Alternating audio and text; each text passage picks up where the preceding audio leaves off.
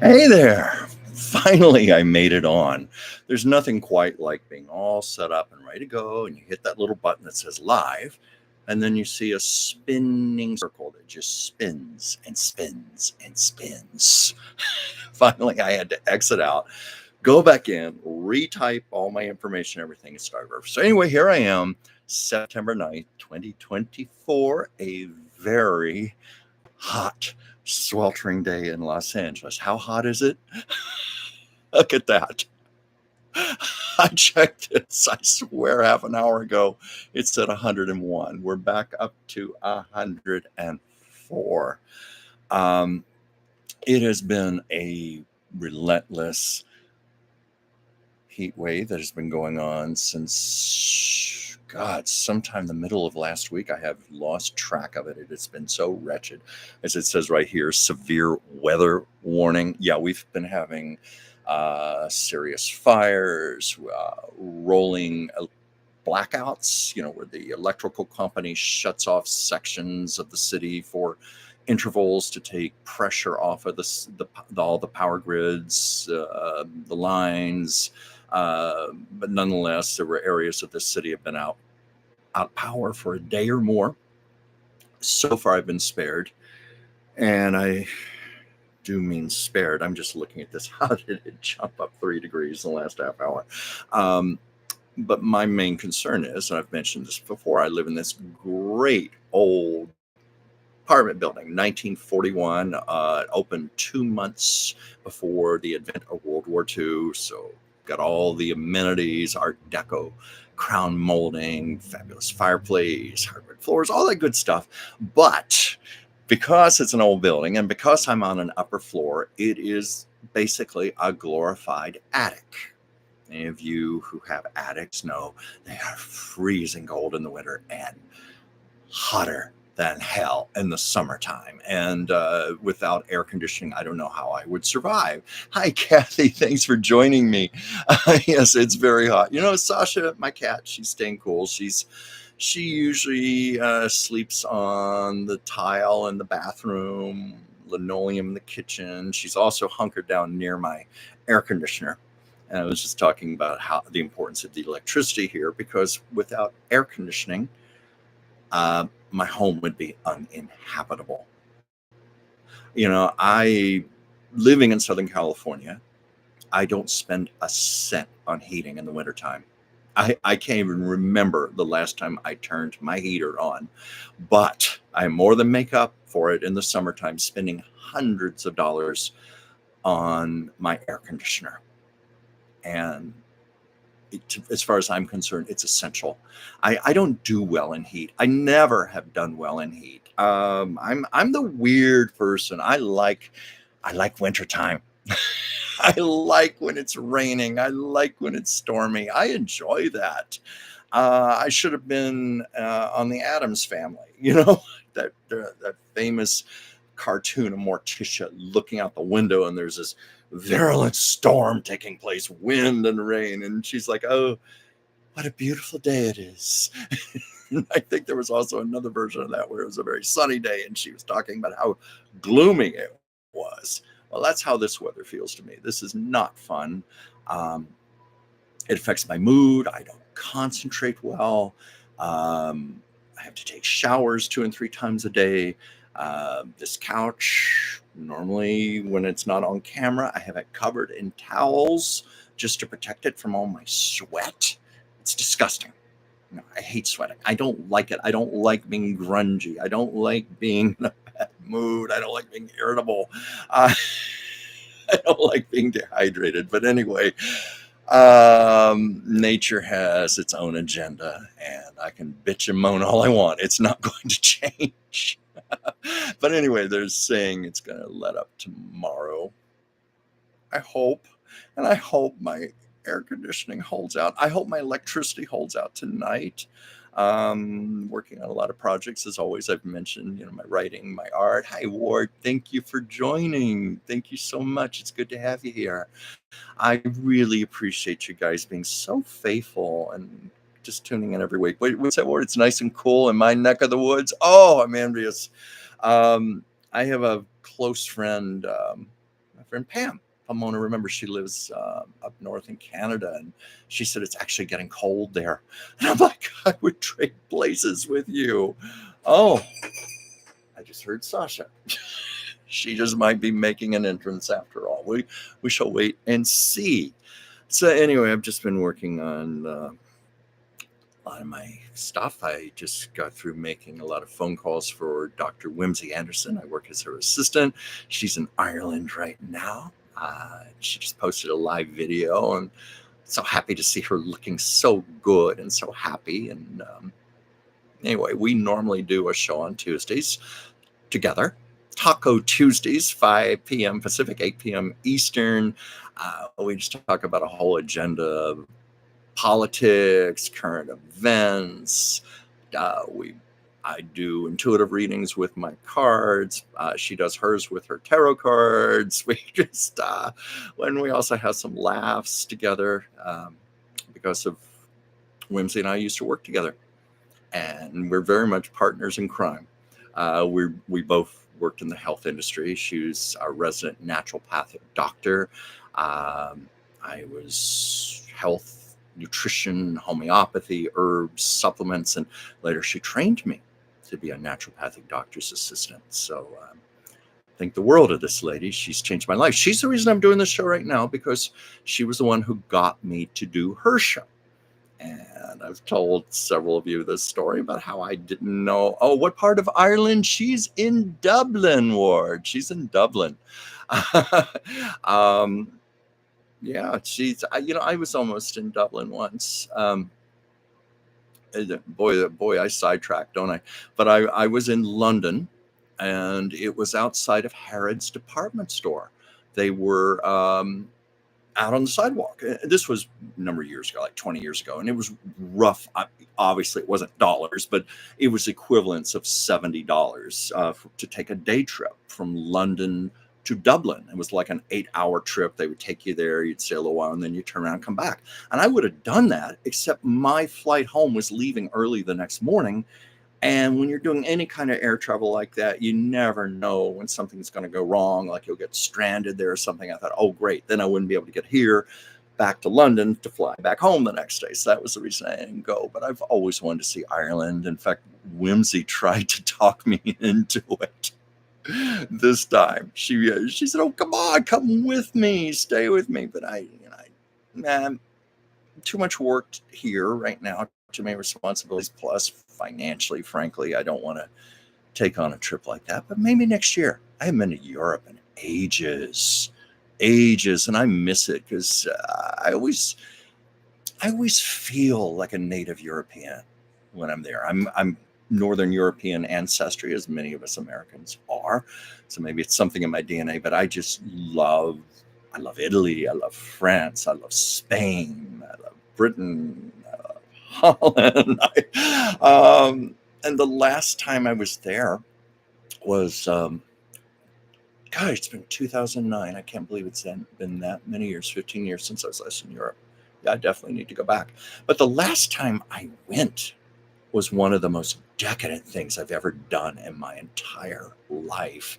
Here in LA, I hear, especially when I was in my line of work with Whimsy in the health store, we get a lot of affluent people. People would come in and go, oh, I flew to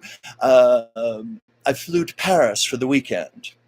Oh, I flew to Paris to have breakfast and come back, that type of thing. And I always thought, what would it be like to fly to Europe for a weekend? Just for a weekend. How decadent is that? Well, I still have this very dear friend who was getting married, and lived at the time in Barcelona. And he very much wanted me to come there to be best man and basically be the sole witness at a civil ceremony. And I begged off because of the expense, and I couldn't get the time off from work. And as it got closer and closer to the date, I thought, I can't let my friend down. And it's his marriage. He wants me to be best man. And I do love Barcelona. I'd been there 10 years before, and I couldn't get the time off from work. The only thing I could do was get enough time to fly there for a weekend and get a day before that and a day after that to get there and to get back and be there for a couple of days. And that is just what I did. I flew to Barcelona for the weekend and turned around and came back and went right back to work. It was so quick. I didn't even get jet lag. Either way, I didn't have my body didn't have time to have jet lagged or even to adjust to the time differences or anything. So I have done that. Just cross that off my bucket list. You know, all those weird things we have on our bucket list, or I look at things I've accomplished, dubious distinction. Like I've held Betty Davis's Jezebel Oscar. I've flown to Barcelona for the weekend. You know how we all have things like that we can rattle off that we have done in our lifetime.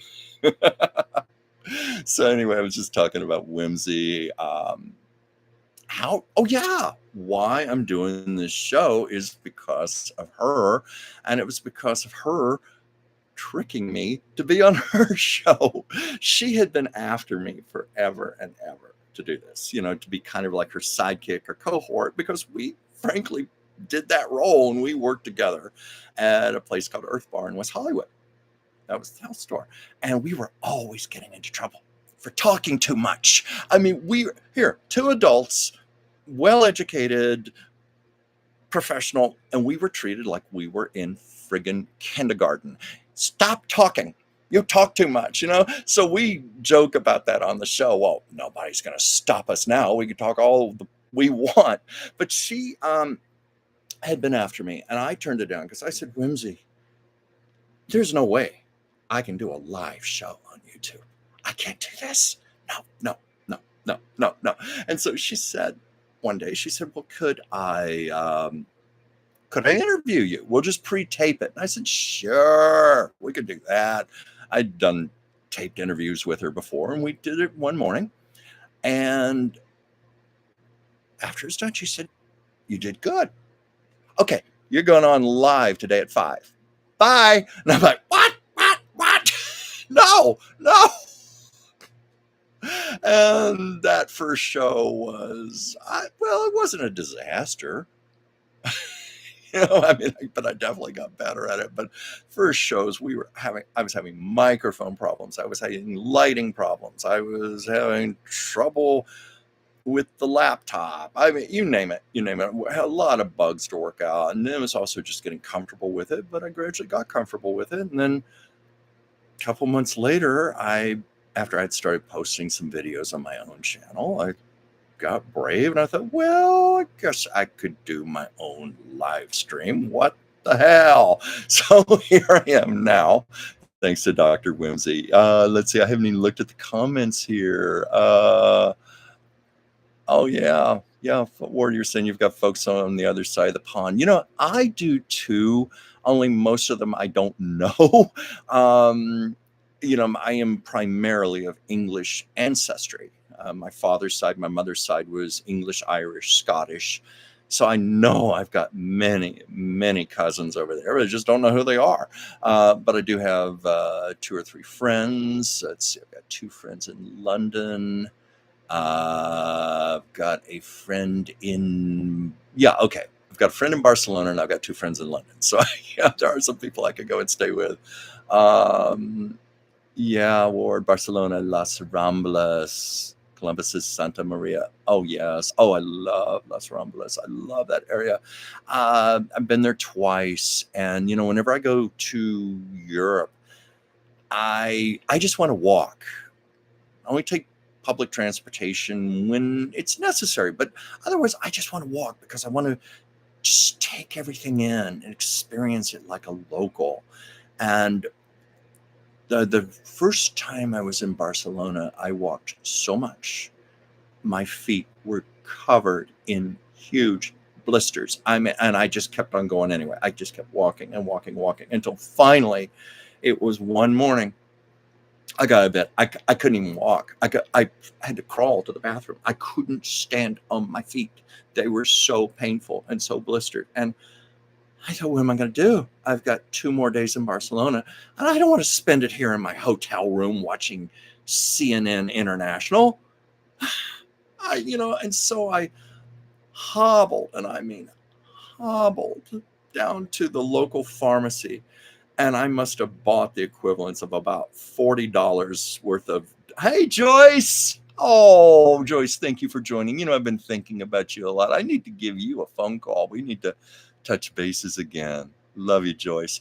But yeah, I had to just hobble and barely, barely walk. I probably needed 2 canes and get to a pharmacy. And I must have bought the equivalence of about $40, $50 of Dr. Scholl's blister pads. I just covered my feet in pads and wrapped them up and then put the shoes on. And then I went on and walked another 5-10 miles that day in Barcelona. I just can't get enough of it. And my feeling is, oh, thank you for the blue heart, Joyce. My feeling is, I'll just contend with it when I get back to the States. I am not going to waste my time in Europe. And so I've done that in just about every city I've ever visited in Europe. I wanted very much to go back to Venice. And usually when I say that here in LA, I have to preface it with Venice, Italy, because, we have a little community here in the Los Angeles area by the ocean, Venice, California. And I have to go, no, I don't mean that Venice. I mean the Venice. So I very much wanted to go back there for my birthday in the summer of 2020. And we all know what happened in 2020. Little thing called a pandemic lockdown. I ended up spending my birthday sitting here in my living room instead of Venice. But I had a very dear friend, my dear friends. Well, actually, my 2 friends, Stephanie and Tammy, they're sisters. They sent me a message, said, be ready for a knock at your door at noontime. And there was a delivery from the local Italian restaurant, pizza, lasagna, spaghetti, tiramisu. Oh, it's just so beautiful. They said, well, this is as close as you're going to get to Italy, but we wanted to do this for you for your birthday. It was so beautiful. I'm very lucky. I'm very blessed with friends like that. So anyway, how long have I been talking? I've been talking here about 19 minutes now. And as usual, I don't plan my shows anymore. I've just found this is a good way to work for me. I mean, it's good on a number of levels because I can be rigid, I can be controlling. Yes, I can be a control freak when it comes to a lot of my work and my art, my writing, and obligations and things. So it's very healthy for me to do something like this. It's free form, to just stop what I'm doing about 5 minutes beforehand, get out the laptop, set this light up here, arrange the pillows, take the stuff off the couch, and just come on. And feels good. It just feels peaceful. It feels grounding. It's always fun to see where I'm guided. So many times I just go by your comments and your questions and suggestions. Yeah, Ward said I like the hustle and bustle, even if I can't speak the lingo. You know something? I can't either. I once took a French class, and I found that I have no talent for languages whatsoever, and I was dreadful with it. And I also tried Italian for a while. I didn't do so well with that. I need to go back. I need to go back and stick with one of the languages because I've always wanted to know since I was a kid, what is it like to be bilingual? What is it like to understand another language? When you understand another language, that allows you to get into the intricacies of the culture of that land, to understand their jokes, to understand their slang, to hear their stories. And also language is just intrinsic to who we are. It's one of the first things we learn from the time we're infants. Ever had black squid pasta? Yes, and I did have it in Venice. Yes. Oh my God, I don't know if I've had it since. I loved it. Well, I remember just, manja, just the food in Venice is so incredible. All these years later, I can still taste it. Still remember having calzone for breakfast. Oh, and the best seafood. Oh, and the pastries. It's a miracle I didn't come home 25 pounds heavier, at least. I guess it was all the walking I did. Wendy, you said you sucked at Spanish. Yeah. That's a language, because I live in LA. If there was any foreign language that would be practical for me to learn, it would be Spanish. But I was always attracted to the romance of French, the beauty of the language. Italian is another beautiful language. And of course, Italian, I understand, is the language with the most swear words. It's really great for expressing anger. Oh, maybe I need to look into Rosetta Stone or something after this broadcast. It's got me intrigued. Uh, so let's see. Just scrolling through some comments here. I need to get better at this. I need something like a teleprompter, something where the words would just be right across the front of the screen, so I could give the illusion that I'm just talking into the lens, where in actuality I'm reading the comments, so that I have to go over here and look at them as I go. I'll get better at it one day, but right now it's still like rubbing my head and patting my stomach. And there's Sasha, but she's running into the kitchen. I guess she's not going to join us right now. Yeah. So I don't know. I thought, what's a topic for today? I always try to work in a little Lucille Ball. And yes, where it is such fresh seafood. Yeah. I mean, when you're surrounded by the ocean, where you've got literally the ocean going through canals in your city. Award, have you ever seen Katharine Hepburn in the movie Summertime? I love that movie. I think it was made in 1955, 56. And, because the city never changes. You watch that movie made in the 50s. It's just like a beautiful, beautiful time capsule. That's the right word, time capsule, but a beautiful capture of Venice for all time. Maybe that's a better way of saying it. Whenever I get homesick for Venice, I put the DVD on of that movie. It's so beautiful. And of course, here's an old Hollywood story.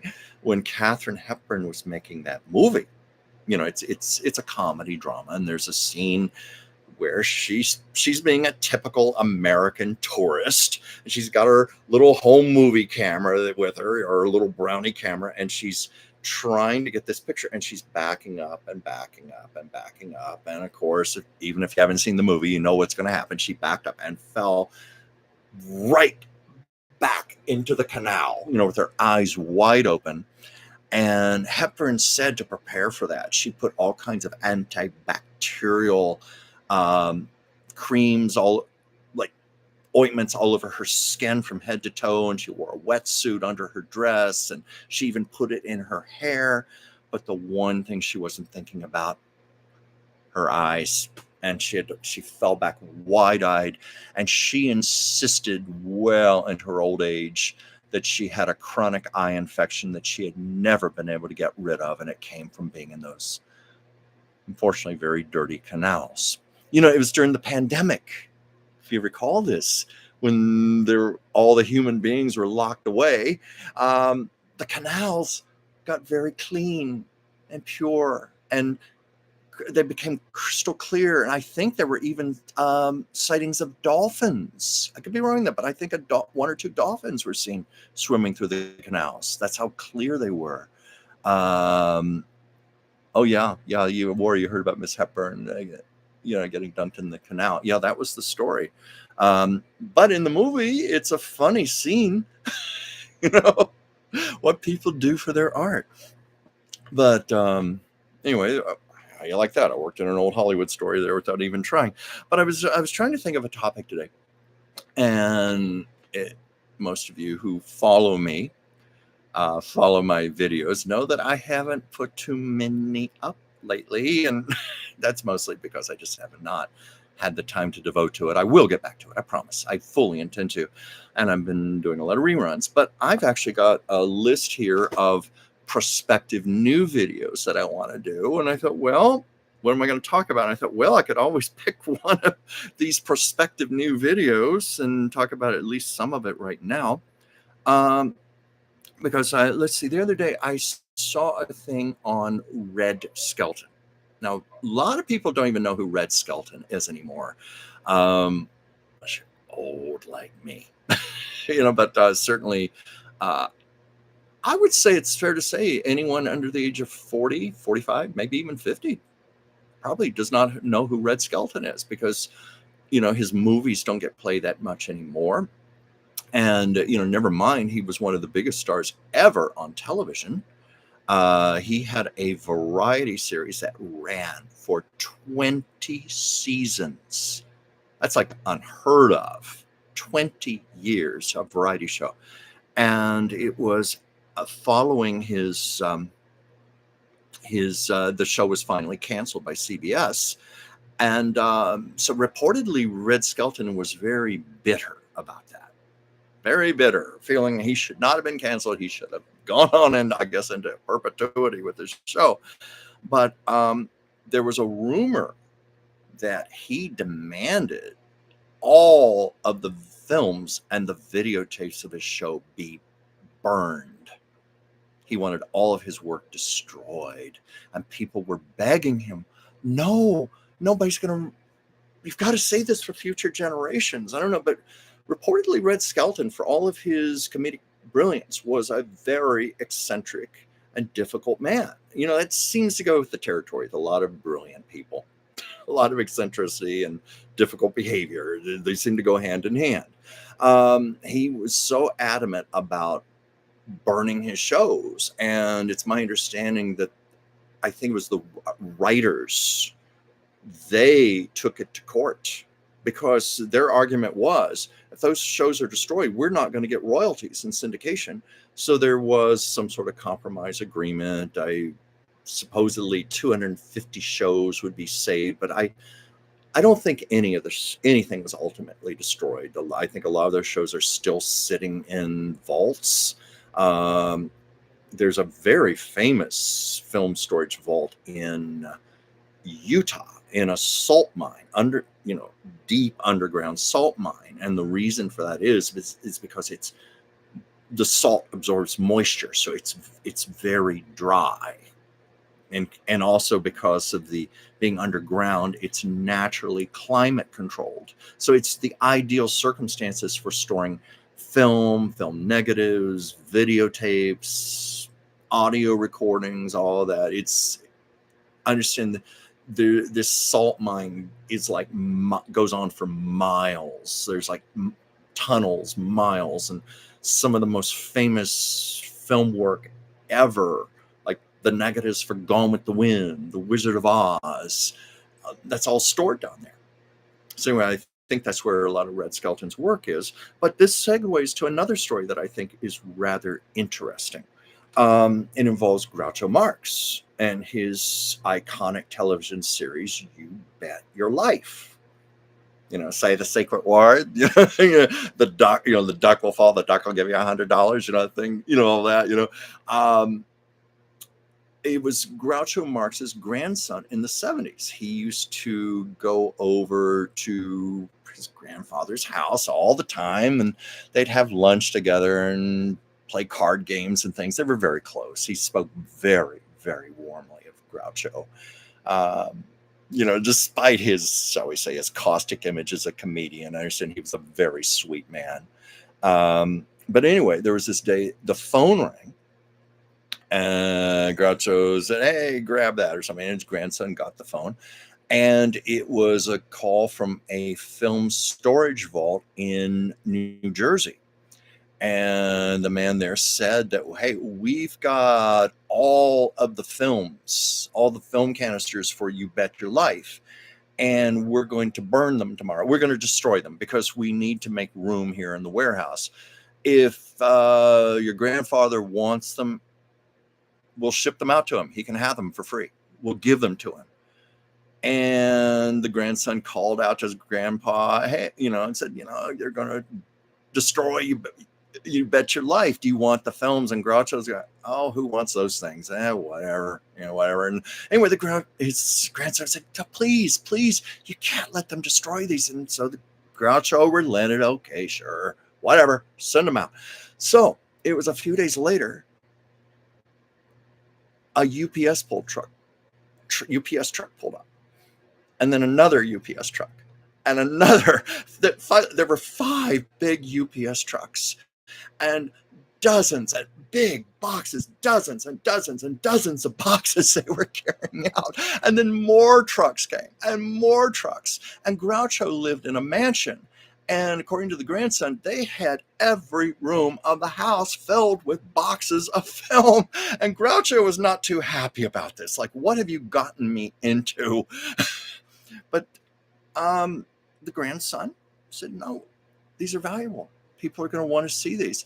And at the time, he was a student at UCLA, and he just needed a job. He needed to make some money, pay for tuition and stuff. Well, he got hired by his grandfather to go through all the films, watch them one by one by one on a projector, a 16 millimeter projector, and make notes and everything and catalog them. And we're talking hundreds of reels of film. So it was a big project.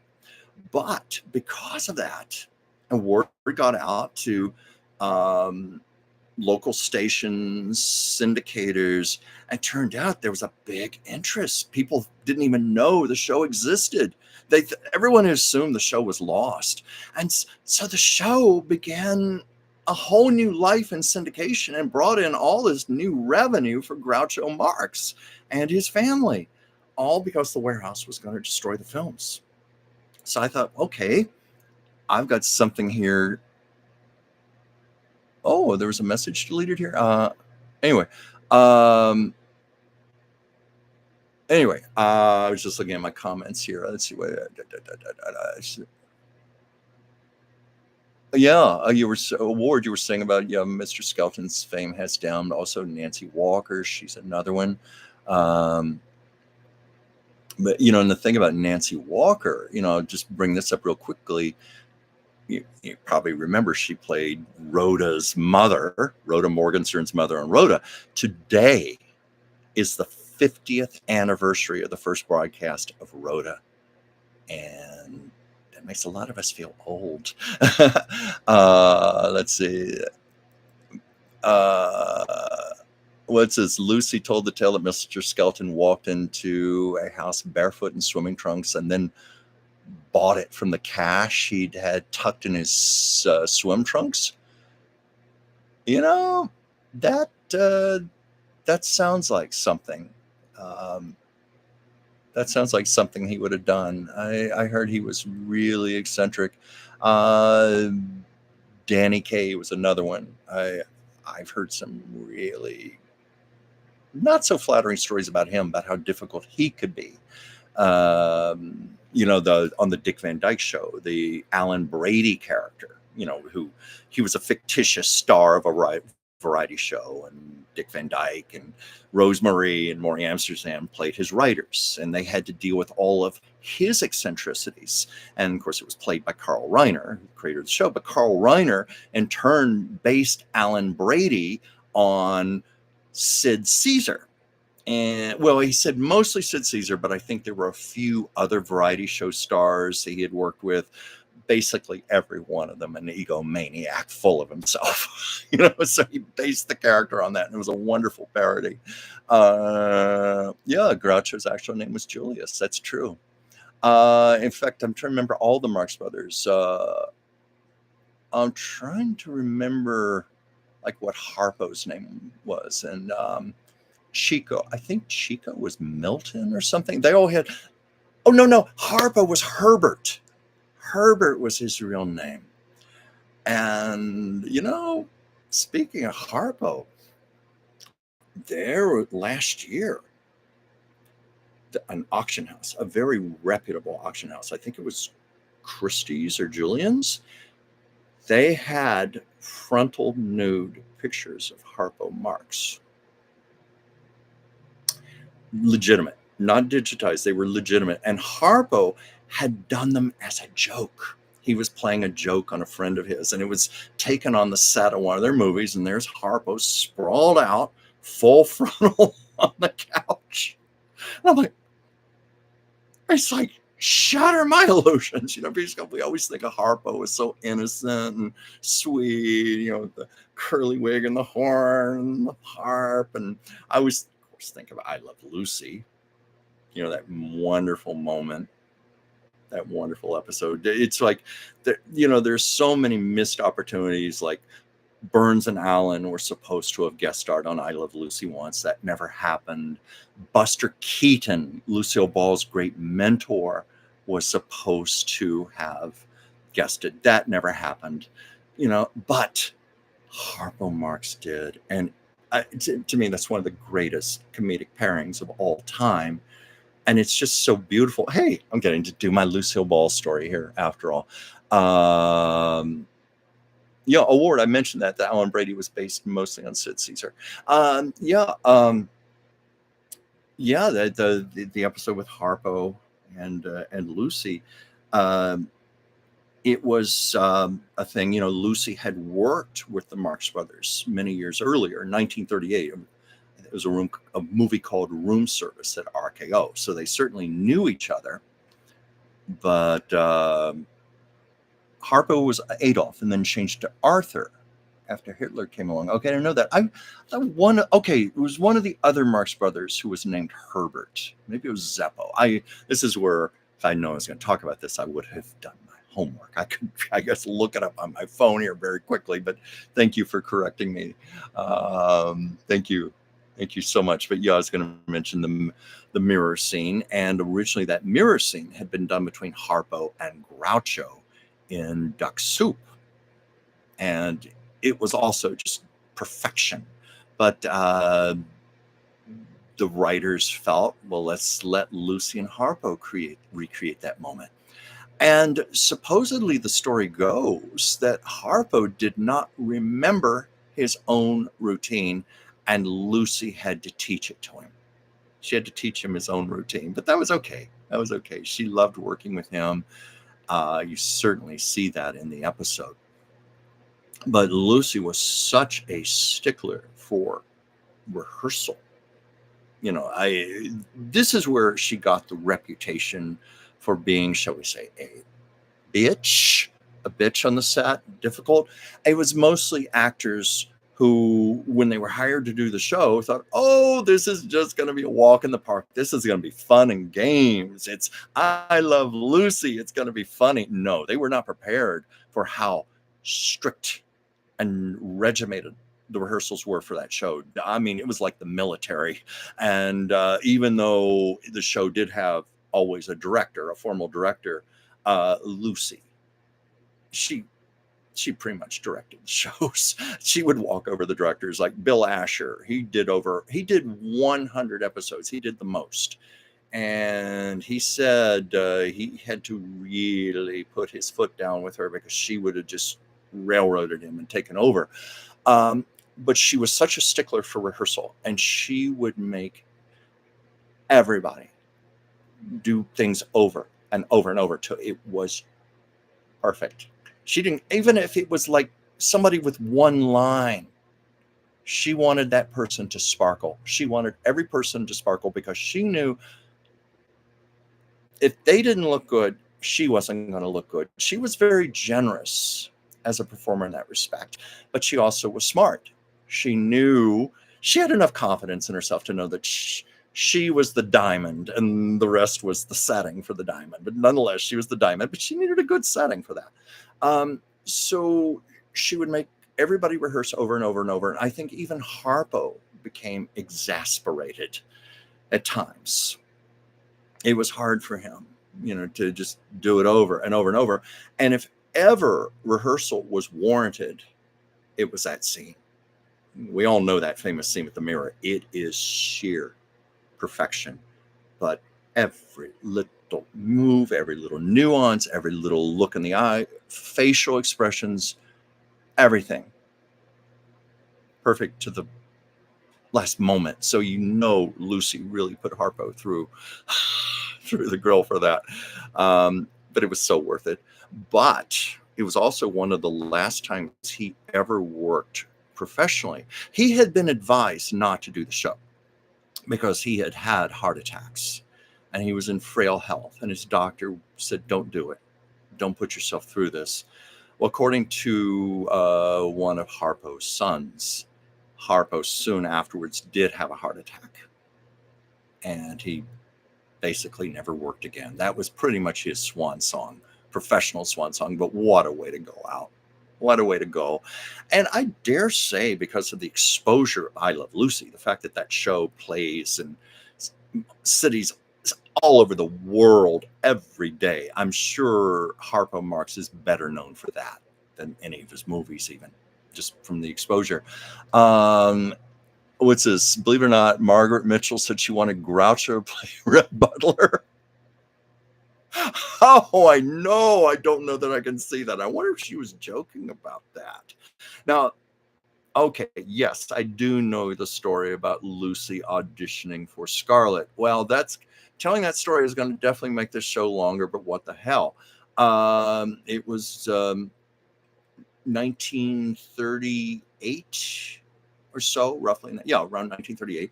Lucy was under contract to RKO, and this was when every actress was being auditioned for Scarlett O'Hara.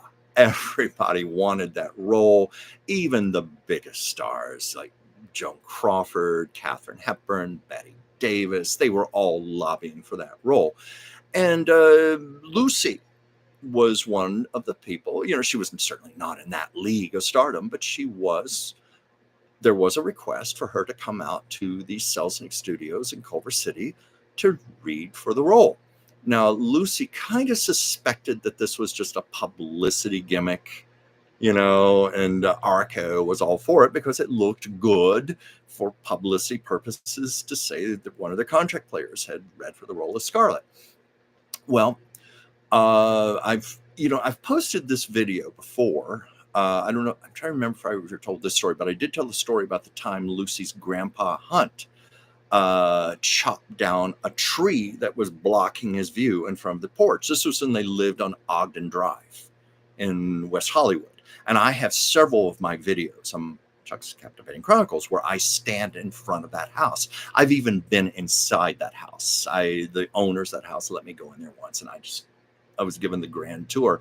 But Grandpa Hunt he's the one who later, well, I should say later, it was earlier in 1936, he made the whole family register as communists. It was later that came to nearly destroy Lucille Ball's career in the early 1950s during the height of the McCarthy era when I Love Lucy was the #1 show on the air. And there was a registration form showing Lucy had registered to be a communist in 1936. And of course, it was innocent. She did it just to please her grandfather. Lucy didn't know anything about politics or anything, or she certainly didn't know this was going to come back to haunt her.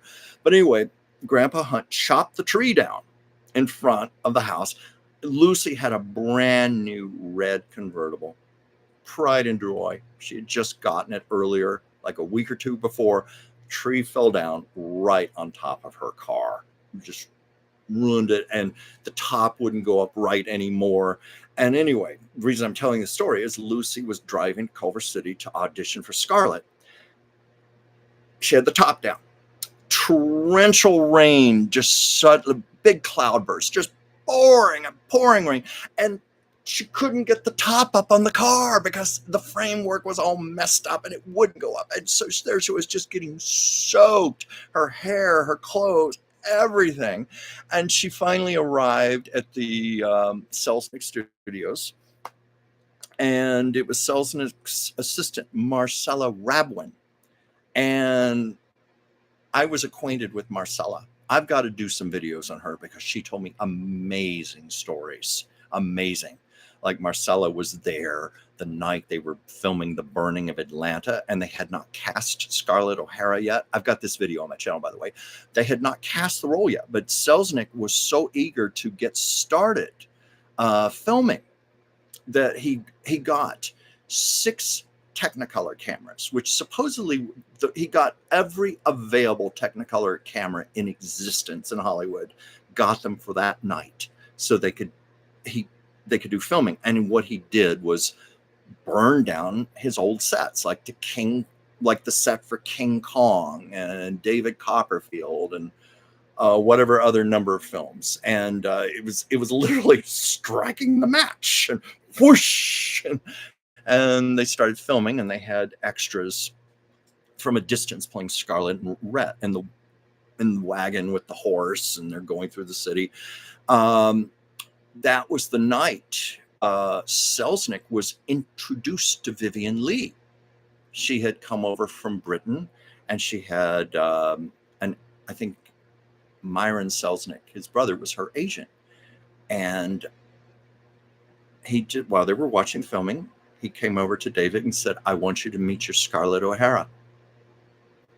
And I always thought that was kind of a phony story. I thought, oh, come on, it didn't happen that way. Well, anyway, because I got to talk with Marcella, she said, "Oh, yes, it's true."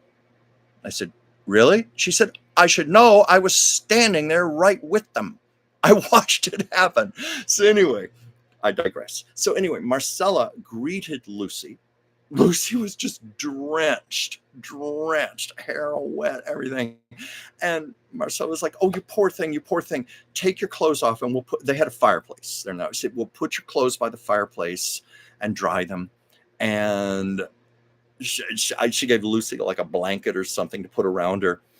And then she poured Lucy a big glass of brandy to help warm her up. Well, Lucy had not had anything to eat that day, and she got very intoxicated on the brandy. And it came time for her to read for Scarlett. And Lucy said, "I don't know how I did. I was going all over the place." And she just said, David O. Selznick said, "Well, Miss Ball, that was a very brave choice you made to do it on your knees." She didn't even realize she was on her knees reading this part for him. Well, needless to say, Lucy did not become Scarlett O'Hara. But anyway, that was the story there. And let me look at some comments here. Oh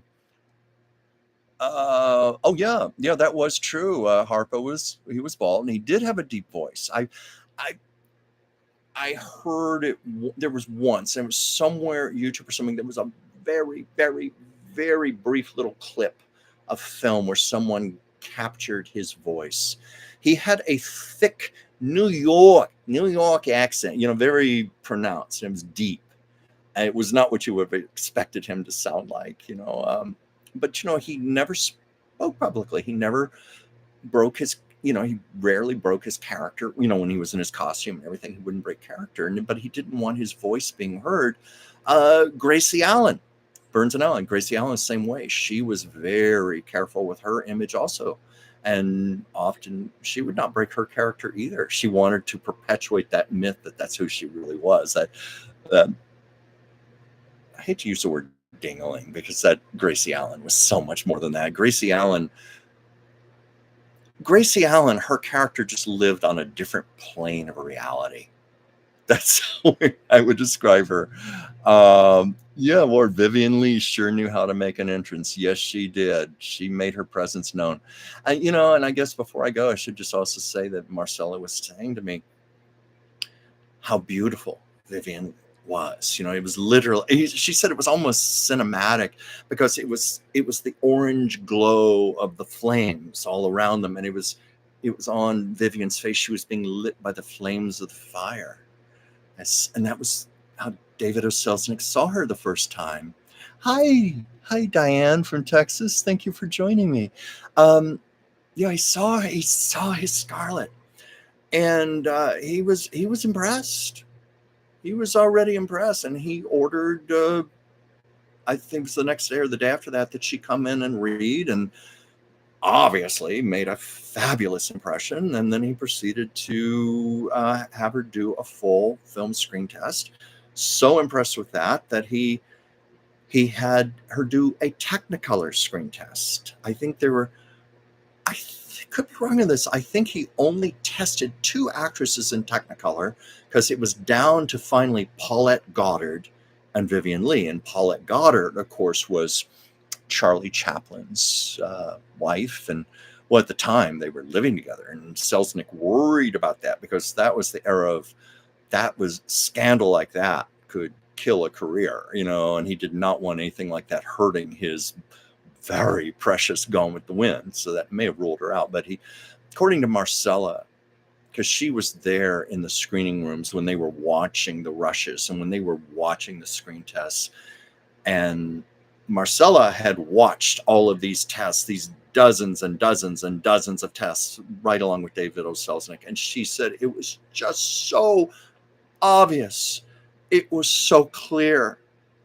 She said Vivien Leigh was,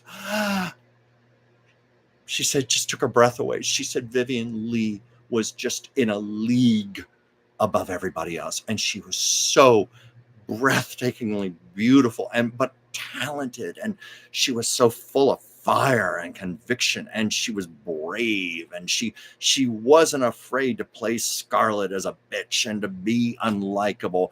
A lot of the other actresses wanted to kind of whitewash Scarlett and make her a little more likable and pretty, and Vivien just played her as a flesh and blood woman for everything that we, of course, love Scarlett O'Hara for to this very day, 85 years later. Can you believe that movie is 85 years old? Wizard of Oz and Gone with the Wind turned 85 this year.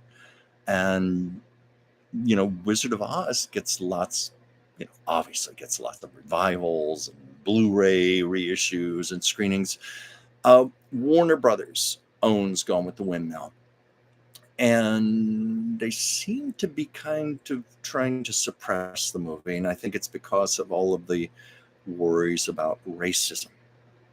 That's a whole other topic. That's a lot to go into. And I'm not going to do it here because I need to wrap up the show. But I will say this. The first Academy Award, the first African-American actress to any African-American actor ever to win an Oscar was Hattie McDaniel for Gone with the Wind. And that was not like some token award or something, that was an earned Oscar. I mean, that staircase scene, the famous scene where she's walking with Melanie up the stairs and she's crying and she's talking about what happened after little Bonnie Blue Butler was killed and Scarlet and Red fighting, the scene. And it's just, oh my God, what a scene. What a performance. It was a richly deserved Oscar performance. And, while we're talking about that, the Hattie McDaniel's Oscar, let me see, it was her. She left it in her will to, I hope I'm getting this right. I think it's Howard University. She wanted it to be left there to be put on display. And somehow in the 1960s, it got lost. Nobody knew if it got stolen or if it was just put away. This was the 60s, the era of rioting and so forth. And there was fear that people would break in and try to take the award or something. It would incite violence. I don't know, whatever. The award got misplaced and was lost. And it was about a year or two ago, the Academy, the Motion Picture Academy, replicated the Oscar. This was, in those days, they gave a plaque instead of a full statuette. It was a plaque. They replicated it and donated it to the university. And they had a new ceremony and they rededicated it. And what a lovely tribute to the great Hattie McDaniel. Ever see that Hamilton Woman? Oh, yes, yes. One that I love with Vivien Leigh is Waterloo Bridge. You ever see that one?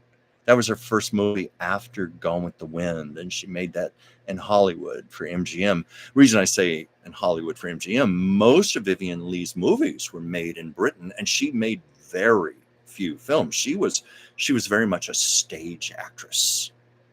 Very much. And, after Gone with the Wind, and she won the Best Actress Oscar, if she'd wanted, she could have had a major Hollywood career. She just didn't want it. And when she did come back, she was for Streetcar Named Desire. Blanche DuBois played another Southern Belle and won a second Best Actress Oscar. And it's so interesting. A British woman played arguably the two most quintessential Southern belles in the history of motion pictures. She owned those roles. Oh yeah, Warren. I've seen that quote. Yeah, I've heard I hear variations on it where she said, "Well, I look at it this way: I could be a maid for." Oh yeah, she was criticized because, despite her Oscar, the only thing she could play, unfortunately, because of the ignorance of the day, were maids. I hate to say it. I don't mean this to sound like a racist comment, but maids and mammies, those type of characters. But she said, I look at it this way. I can play a maid for $3,500 a week, or I could be one for 50. Smart woman. But yeah, that's pretty much the gist of it, what you said there. It's been many versions of these stories that float around that get changed. But anyway, before I sign off, does anybody have a question or a comment? Or I've been on almost an hour now. How do I do this? I think it's time to end the show for now. And I do thank you all for joining me. Yeah. Kay was saying, yes, Waterloo Bridge was great. Oh, she was so beautiful in that movie. So beautiful. I love Vivian Lee. Poor woman. She suffered, of course, from serious. Oh, thank you, Joyce. Thank you. Vivian Lee suffered from serious depression. She was very, very bipolar. And ultimately, Laurence Olivier, he was giving an interview to Barbara Walters, and he rarely talked about their marriage, but she got him to say what ended the marriage. He said it was when she broke a chair over my head. And I knew for my own safety, I had to get out of that marriage. It was a shame. But I understand Vivian would go off on these wild, wild tirades. And then the next day she would realize what she had done. And she'd be horrified. And she'd end up writing letters of apologies to people, heartfelt letters of apology. And she felt bad about it. But she was sometimes out of control. But yet, that madness, for want of a better word, madness, that insanity, that depression, all that, God, she put that into her characters on screen. Her screen roles were just so fascinating to watch. Many of our greatest actors were, unfortunately, a little on the crazy side also. So anyway, oh, hey, Pam, thanks for joining. You're coming in just as I'm signing off. Pam, I sent you a video message earlier today. Oh, what was that? You have an easygoing voice. Thanks. Well, thank you. Thank you for that. One of the things on my wish list, I have this whole list of things I want to accomplish. I do voiceover work. I would love to do that one day, and I am going to pursue that. Love to do audiobooks. That's also on my list. Ward, you're going to be traveling for the next 2 weeks and not here. Well, I'm going to miss you because Ward, it always means a lot. People like yourself, all of you who come here and you're faithful with me, and thank you. So wherever you're going, have a beautiful trip. Very beautiful. What sounds about like my day today. Yes. Fam, you didn't hear me earlier. It is, well, when I started the show, it was 104 degrees. Oh, look, it's down to 101 now. I guess I better get out my scarf and my mittens, make some hot chocolate and soup, build a fire.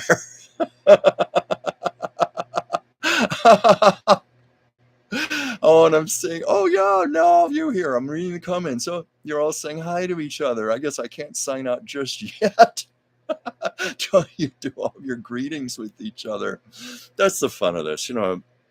That was one of the things I was told early on when oh my, yes. And oh my, I would melt. Well, believe me, I've been here. I didn't wipe my face on camera, but I did before I got on the air, and you still probably see me sweating. I've got a fan blowing just underneath me here. I apologize for the noise of that. I've got my air conditioning going in the kitchen, but this is such a dry heat. They were promising us humidity, which I'm not too fond of, but this feels more like that kind of heat. If any of you have ever gone to Las Vegas, that desert heat there. Oh boy, that's a story I can tell you. I'll wait until you're all done doing your intros to each other. But many years ago, it was after I moved out to California. I had, of course, had never lived on the West Coast, and I'd never been to Vegas. Well, guess when I go to Vegas? I go to Vegas in July. Yep. It was 115 degrees. I had never experienced that kind of heat in my life. How hot was it? Those big 2-liter bottles of water, I was guzzling those things down like every 15 minutes, and I wasn't urinating. That's how dry and dehydrating the heat was. I was just pouring water down my throat, and it was just all evaporating out of my pores. But the fact that I was that stupid and that naive to go to Vegas in the middle of the summertime, I since know not to do that. But then I've also gone to Palm Springs in the summer when it was 116, and I understand it got up to 120 the other day in Palm Springs. But the reason I went was because I had a friend who lived there. And I guess it's okay to say this because it's been so many years now, but he bought the house that used to belong to Jim and Tammy Baker, the evangelists. They had moved out, and thankfully he had lots of air conditioning, and he had a nice pool with lots of shade. But just the same, it's kind of scary when it's that hot, when you could probably literally bake brownies in your mailbox. You certainly could crack an egg on the hood of your car or the sidewalk and fry it. Let's see here. Oh my gosh, in Dallas, 79 degrees, but that's unusually cool there. But I have a friend who lives in Dallas, and when I was posting the other day on Facebook about our heat waves, when I posted 104 degrees, she goes, "Oh, we have that all the time here. That's normal weather." Let's see, Joyce, I lived in Tucson for 15 years. It was hot there, but it was dry heat. Yeah. Think oven. That's basically what I was saying about Vegas, like oven. But here, it's been so hot for the last 5 days, I think it is. I'm losing track because I tend to block out unpleasant things. But I've been staying mostly in my home working on all these projects I keep talking about, and my air conditioner running, praying my electricity holds out. And dear friends like Pam, I asked her to pray that my electricity holds out because I don't know what I would do. But it was during the middle of the day. I opened my front door, and I swear it was just like opening an oven. I mean, literally, like, woof! All this hot, intense air just smacked me. Shut that door very quick. Let's see. So that's what happened to the Colorado. Yeah, we dehydrated it. Joyce, I don't know. They were saying it was going to be humid on the weather forecast, but to me, it just feels very dry. It's that, like I said, that dry oven heat. Windy, 60 degrees here. Was it am I saying this right? The Adirondack Mountains of New York on Lake Champlain. Okay, forgive me for my ignorance, my mispronunciation there. And of course, I have a very dear friend lives in that area near, about an hour and a half from Buffalo. Lives in Lucille Ball's hometown of Jamestown. And, well, she wouldn't mind me saying her name, Mary Rappaport. She owns Lucille Ball's childhood home. And she commissioned me, God bless that woman, she commissioned me with probably the greatest assignment I ever had in my life. She wanted me to do 4 large canvas paintings of the Ball family. She wanted me to do Lucille Ball, and she was 8 years old, her brother Fred, and he was about 3.5, 4, and then their mother when she was Dee Dee, when she was a young woman, and grandparents Fred and Flora Bell Hunt. And my paintings hang in the living room of Lucille Ball's childhood home, and they're there permanently. And that meant a lot to me. It means a lot to me. I still get emotional about that one when I think about it. 62 degrees there. Oh, Pam, I want to trade places with you. I'd be in heaven. As I was saying at the start of the show, I'm that weird person. I like winter weather. I like I love to be inside on a stormy, rainy night. I even like going on walks in the rain. I'm weird. But some of my happiest times have been like going to New York City in the wintertime. Last time I was in Boston, I think it was minus 17 degrees. I was there in the December. I wasn't phased by it. I loved it. Just scarf and sweaters and go walking and all. But have my reasons to live in LA, and between the heat and the earthquakes, it's not one of my favorite parts of this year, but I make it work. But anyway, I should sign out. I've been on over an hour here, but does anybody have a comment, a question, or anything for me before I go? Anything you'd like me to address, bring up? What gets to minus 40 there? I know, Pam, you've told me. I don't know how I deal with that. I think the coldest I was ever in, and it may have been in colder, but the coldest I consciously remember was -5 back in Virginia. And yeah, your eyelashes get frosted. I remember that. It was -5. And this was, I think it was in college, or I just gotten out of college. And my parents lived about 5 hours away, and I was going to drive home for Christmas. And I had 2 cats at the time.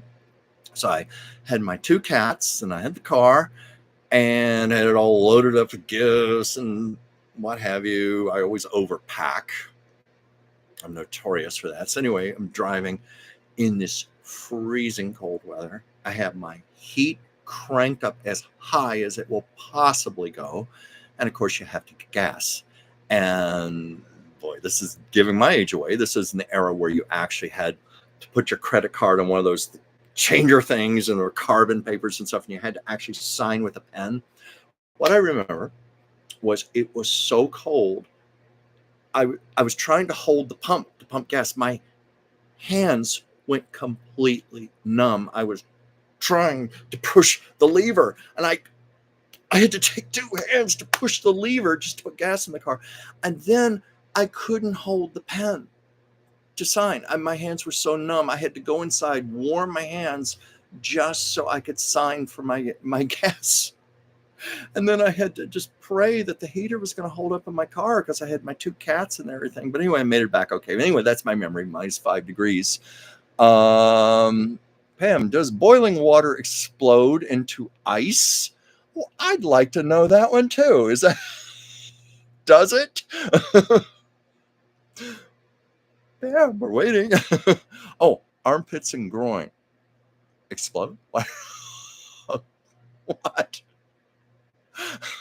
Yes, okay. Boiling water explodes into ice. Pam, you should make a video of that for your channel. By the way, Pam has a wonderful channel. Pomona Remembers. Fabulous. She's such a gifted artist, and she does beautiful stories and videos and talks about so many fascinating subjects. And love you, Pam. Anyway, I just want to recommend Pomona Remembers. And if you want the spelling for that, you can see it in the comments there. And my friend Joyce Petrus. Joyce, I don't know if you're still doing Mystic Soul Insights. I hope you are. I haven't seen anything for a while, but Joyce is a gifted astrologer, numerologist. Highly recommend her channel. Mystic Soul Insights. So anyway, and my channel, Chuck's Captivating Chronicles, please like and subscribe. I know I'm preaching to the choir here because most of you here have done that. But when I do this live stream, many times, most of my audience comes later to watch the recordings, and sometimes it even brings me new subscribers. So yes, please like and subscribe my channel, Chuck's Captivating Chronicles, and of course, be here for Chuck's Captivating Chat, Mondays, 5 o'clock Pacific, 8 o'clock Eastern. And I'm going to say goodbye to all of you. Looking forward to the debate tomorrow night. Didn't even talk about that, but I do try to avoid political discussions. I learned my lesson in 2016. The first time Trump ran against Hillary Clinton, and I got very impassioned on social media and got into a lot of arguments with complete strangers, going down rabbit holes where nobody changed my opinion. I certainly didn't change anyone else's opinion. And I just realized it's not a smart thing. I like what Dolly Parton said. Dolly Parton said, yes, of course I have my political opinions, but I'm not going to share with you what they are, because our country, let's face it, if you look at the polls right now, divided right down the middle. So you declare your political preference, you're alienating right off the bat half your audience. You know, and I say my audience, it's not just for the show, it's also the people I do artwork commissions for and so forth. I just think the smart thing is to say neutral here. Yeah, I do have somebody that I'm very excited about, and hope they do well tomorrow night. But anyway, what's his choice? Has Whimsy been in Ireland? Oh, yes, I mentioned that at the beginning of the show. She's there. She's very happy. She's in Dublin, and she did a live show today, just a little while ago. In fact, I was recording a video message to Pam, and I had to stop it because I wanted to see what Whimsy was up to, and see. Also, I wanted to hear the latest, what she had to say about Trump and Harris. And might as well plug Whimsy's channel, the Oracle of Whimsy. Highly recommended. She's a gifted, heart-centered remote viewer, tarot reader, and she also happens to be a fabulous naturopathic doctor. And I told you she trained me to be her naturopathic assistant. And so, and I book her appointments. That's what I was doing before the show today. I was making calls to her clients and setting up her schedule and so forth, and it's my great pleasure. But anyway, Whimsy's doing great. She looks wonderful. I can tell she's having a good time, and she looks very healthy. So apparently she's not dealing with her allergies right now and her coughing. Oh, yeah, Diane, you know who I'm excited about. Yeah. Yes. Very passionate about this candidate, and I've been a great admirer for several years now, unlike the other candidate. But I'm going to get, okay, as far as I'm going to go, I have vowed I'm going to be neutral in politics. Though what's interesting with Whimsy, because her show, we do talk about politics on there. And the fortunate thing is most of her viewers, we're all on the same page. And a lot of her viewers also happen to be clients. So when I talk to them on the phone, I can kind of break that rule about politics, because I'm preaching to the choir here. Yes, Miss Parton is a genius. You know, I met her once. I met her, oh my God, it's been more than 25 years ago. It was in a Mexican restaurant in West Hollywood. And it was in the afternoon, like 3:30 or something, very late in the day. So I was with a friend, and she was with 2 or 3 friends at her table. And we were the only people in the restaurant. Now, I was very respectful. You know, I've lived in Los Angeles long enough to know what we call celebrity etiquette. You know, you don't bother celebrities, or when you do approach them, you do it at a right time, and you be very respectful of their time. You know, that's why I've always had positive experiences. I'd say 99.9% of my experiences with celebrities have been fabulous, because it's that golden rule. You treat people as you want to be treated yourself, and people will usually respond in kind. But anyway, Dolly, I didn't bother her while she was eating, but later in the lobby, all the waiters, the waitresses were congregating around her, and she saw me in the corner, and Dolly went, "Oh, come over here, come over here." She wanted me to come over. The woman is so sweet. She's just the dear. She's just exactly what you'd expect Dolly Parton to be. What you see on TV is what you get in person. And she was even saying, "Well, we don't have restaurants like this in Tennessee." And what did I say to Dolly? Okay. I had a dear friend in college, my dear friend Anne, and looking at the time here. Oh, this is going to be a long ass show today. I guess it makes up for the fact that I haven't been putting new videos up. So I'll just do an extra long show. But anyway, I'm almost done here. But I had a friend in college who wanted to, for Halloween, wanted to be Dolly Parton. And she found this really great wig and everything. But then there was the other part, the most famous part of Dolly Parton. And Dolly would be the first to say that. I'm remembering something, because she was always making jokes about her physique and her large breasts and everything.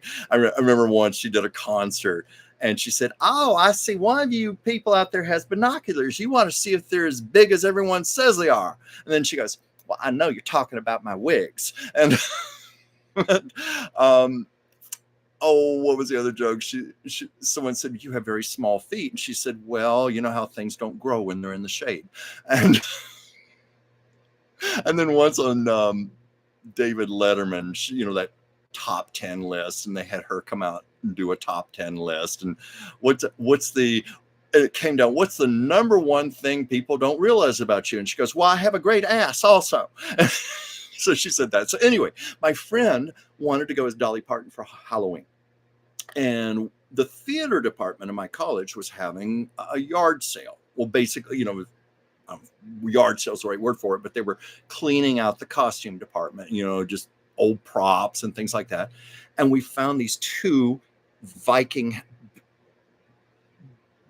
helmets, looked like big bullets. You obviously put on your head. They're like bullet-shaped Viking helmets. And there were two of them. My friend Ann, light bulb went off over her head. She said, "Oh, what if I were to wear a stretch leotard and put these two helmets underneath the leotard?" Well, needless to say, with the blonde wig and the helmets, she made the best Dolly Parton. She won first prize in the costume contest that year. So I told Dolly Parton about how my friend used Viking helmets for press. And Dolly, oh, she laughed so hard. She loved that story. And I got on the phone and called my friend Ann and said, "Guess what? Guess who I told about your Dolly Parton costume?" Oh, yes, Ward, there's that story. She entered a Dolly Parton lookalike contest and she lost. I think she came in like third place or something. And of course, that gave her more material to laugh about. Have I heard about the new movie called Rennie? It's about a Renaissance about Renaissance festivals. Premieres October 11th. We're going in costumes. No, I haven't heard about that, but I know here in LA, it's I believe it's out in Agora Hills, which is out in the Calabasas area, near Malibu. They do a Renaissance fair every year, and I am ashamed to say I have never attended. Maybe next time they have it, I should go, because I've heard, people do go in costume. And why am I thinking in the back of my head many years ago, I did go to some kind of Renaissance fair? The reason I know that is because, those jester hats, with the little points with the little bells on the end. I still have that hat somewhere, and I know I bought that at the booth at some sort of Renaissance thing, but I don't think it was in Agora Hills. It was somewhere else. And of course, there's this this theme park thing. I don't know if it's still around. I think it is, called Medieval Times down in Orange County. I know they featured it in some movies and TV shows. I think there was a Jim Carrey movie. It might have been The Cable Man or something, where they have scenes at Medieval Times. And I was taken there one year for my birthday, and my friend thought it was going to be a really classy thing. He heard they were going to have like jousting with people on white horses and full costume and Renaissance music and all that. And they were going to serve us a meal. And he assumed it was going to be something nice. Well, get there. It's glorified theme park, like Busch Gardens or something like that, Knott's Berry Farm. And they're like these little Formica table things that fold down, and they basically just served us fast food. It was like McDonald's, the equivalents of McDonald's or Burger King. And the show, I know some people like medieval times, but I thought it was so hokey and staged and fake and theme parkish, and it just wasn't my thing. But what's that? Yes, we have medieval times here in Dallas. Yeah, horses jousting, eating without silverware. Yes, eating without silverware. But in my case, it was like burgers and fries and stuff like that. I mean, I remember it was not, at least the night I was there, it wasn't that great. And my friend and I ended up having to go to a restaurant afterwards and having another meal because we were so hungry. But anyway, that's I wasn't going to bring up medieval times, but yeah, I came up with Renaissance fair and so forth. Oh yeah, Miss Parton once said if she hadn't been born with those, she'd have bought them. Or I heard another version that said, "Well, I would have had them made." What was the other story about how she had been born a man? She would have been a drag queen.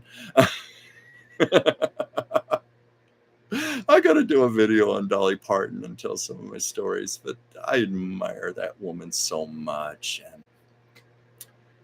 and she's turned out to be a great, great philanthropist. In fact, I think the Moderna, was it the Pfizer or the Moderna vaccine, COVID vaccine? She donated $1 million for research to, I think, one of the medical universities, and they later acknowledged that her $1 million contribution had a lot to do with the expediency of developing that vaccine, because normally vaccines take many years. And again, as I mentioned the COVID lockdown earlier in the show, and in the beginning we had no vaccines, anything then, and then to have to create that on the spur of the notice moment like that was amazing. Anyway, Dolly did that, and of course, she has her program to encourage children to read. Where she parents can sign their children up, and they will receive a free book in the mail every month. Her wonderful literacy program she has. Love that lady. Where's some other comments here? Have you been to Hampton Court outside London? I'm trying to honestly remember. I've been to London several times, but the last time I was there was 1998. Oh, I need to get back there, but I've spent long, long periods there. Probably have. But I don't remember that. But cool, gigantic Tudor kitchens. Not that I don't remember. That I don't. I'd have to. I keep travel journals. So I'd have to look back on my journals and look at my photos just to remind myself, what have I seen? What have I visited? Oh, Joyce, I went to a medieval place with my synchro team while at a meet. There was a show and they served dinner. I bet you that was medieval times. I bet that's what you went to. It was in Orlando. Well, yeah, Orlando, of course, Disney World and all, that's all the theme parks there. So that would make sense.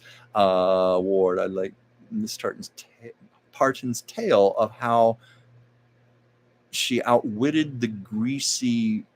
What was this? I'm sorry. Comment. It's blocked here. I can't read all the comment.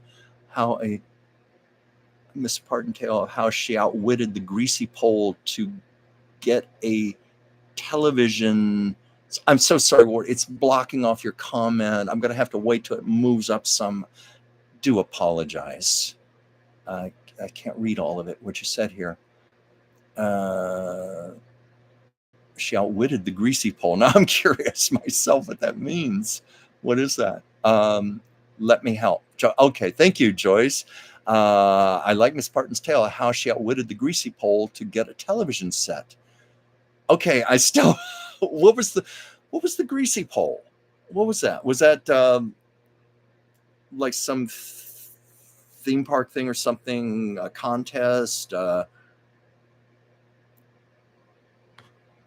And Wendy, you were a contributing artist for 6 years for the New York Fairy Festival. Oh, I've never heard about the New York Fairy Festival. Wow, I need to look up a lot of this. Or maybe you can fill me in, give me more information. So many things still left to do in life. So many things to aspire toward. I have been on almost an hour and a half. I think this is a new record for me. What was it? I love Dolly Parton, Coat of Many Colors. I was fine. Oh my God, that is exquisite. Pam, did you see the movie? There was a made for television movie, and they had a little girl play Dolly who was so incredible. She just captured Dolly's personality. You know, but yeah, that's a very moving story. And it's all true, all true. And of course, she was bullied by the other children because of that coat, made out of many pieces of rags and scrap fabric. And any of us who know what that's like, we were both bullied, so we understand how awful it is. Well, no, Ward, I saw that about getting a television set. I was confused about what you meant by the greasy pole. What is that? But I saw that about getting a television set. And how did she outwit the greasy pole? Before I sign off, if you want to tell that real quick. I don't know, was it one of those things where it was a greaser pole and you had to hold on to it for a certain amount of time or something, kind of like standing on a rolling log, and if you don't fall off the log, you'll win. But I'd like to hear more about that. I'm curious. Yes, Joyce is curious too. Yeah, we want to hear. What does that mean? What was that? Most likely, but can't remember. I was too young. You think my parents would have seen it coming? Yeah. Oh, wait. Words. When she was 11, Cass Walker had a greasy pole that no one could climb. That, I wish it wouldn't block my bottom comments here. I don't know what's doing this. I can't get this to rise up. Had a greasy pole that no one could climb. That something had $200 on top of it. I'll leave it to Dolly. Good for her. I'm going to look that up online. I want to read more about that. Yeah, but Pam, you were bullied for your jacket too. Yeah, I was bullied a lot too. I'm not going to go into it now. I've gone into it before, but Dolly, God bless her, she handled it and became a great self-made success. Ward said, Dolly rolled in some sand. Oh, that's smart. Rolled in some sandy dirt and able to get grit. I'd say literal and figurative grit to hang on, to climb to the top and get that $200 for the television set so her family could watch her on television. That's beautiful. That's beautiful. Thank you for telling that. Thank you. You're reminding me when I was in Fairmount, Indiana, James Dean's hometown, and I got to visit the farmhouse where he grew up. His first cousin, Marcus Winslow, the two of them were raised together as brothers in the house. They grew up together, and Marcus is still very, very much alive. And I got to spend the afternoon with him. And he told me they were the first people to have a television set in Fairmount. And the reason they bought it was because Jimmy, he had gone to New York City to pursue his luck as an actor, and he was getting all these roles on live television productions. So the family bought a television set, the first one in Fairmount, so they could watch their Jimmy on TV. But that's great. The family must have been so proud to watch Dolly on TV. I'm sure you all know the story about how they were very poor. They lived in a literal shack. And I understand at Dollywood, her theme park, she had that shack dismantled and put back together on the theme park, the actual shack where she grew up. But they were very, very poor. So to have a television set was a big deal. And to be able to watch Dolly, it's much like I told the story about Carol Burnett and her grandmother and her mother. They were very, very poor in Hollywood, times on welfare. But this was after Carol Burnett went back east to New York, and she started doing television like the Gary Moore Show, and they got their first television, and they in turn got to watch their Carol on TV. What a great thing. And of course, we know that story about the ear tug. Carol's eccentric grandmother said, "Now I want you to say good night to me when you go off the air." And she was like, "I can't do that. I can't do that." Well, I tell you what, I'll tug my ear, and that'll be me saying goodnight to you. So that's where that all came from. Oh yeah, Dollywood. You know, I've never been to Dollywood. I have been to Pigeon Forge, but it was many years before Dollywood was built. My parents and I used to go there, and I was a little kid. And my father, this was long after I had moved out, but my mother didn't want to go, so my father went by himself. He went to Dollywood and spent a weekend, and I'm glad he did that. Frankly, I'm glad my father stood up to my mother once in a while, because she usually henpecked him pretty badly. I should admit that, but yeah, I was proud of my dad to stand up and say, well, okay, you know what, I'm going on my own. Anyway, I better sign out, because I've been on an hour and a half now. And I just thank you all for joining me. And I'll see you next week. I'll see as many of you as you want to be here next week. I just love it when you join me, and I'll try to get some videos up this week. So I'm going to say goodnight for now.